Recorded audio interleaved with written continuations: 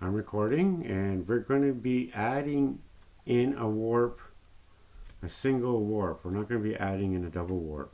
So there's several different ways to do this. This way, since I don't have a 20-inch piece of cedar, this one's only about 10 inches long, Uh-huh. and I just want to stick it in like that, right? So what Mhm. I'm going to do is I'm going to fold it towards me and make a little hook, a little 1-inch hook here.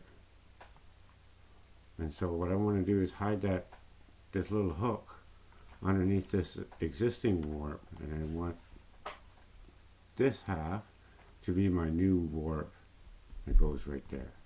So I got to tuck it in here, and we're going to Uh-huh. hide this one. So okay, Yeah. watch this. I'm going to tuck it in. It's about a 1/4 inch up.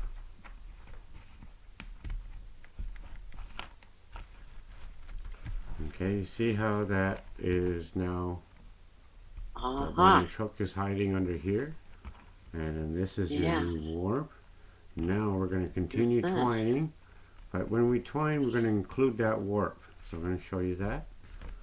These are already kind of wet and damp. If they're not, oh, give them a little spritz of water. And then we're going to continue twining here under this new warp now that we just Uh-huh. inserted. Okay? And now we're going to go underneath both this warp and underneath that little hook. Uh-huh. Okay? I'm going to treat them as one. Tighten it up. And then put it out of the way and continue twining.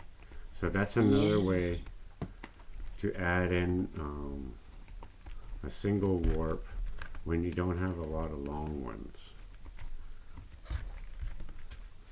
Okay. Usually at the beginning of the year you use all your long pieces, and then as you get near the end of the year towards harvest time you're using up all your short pieces.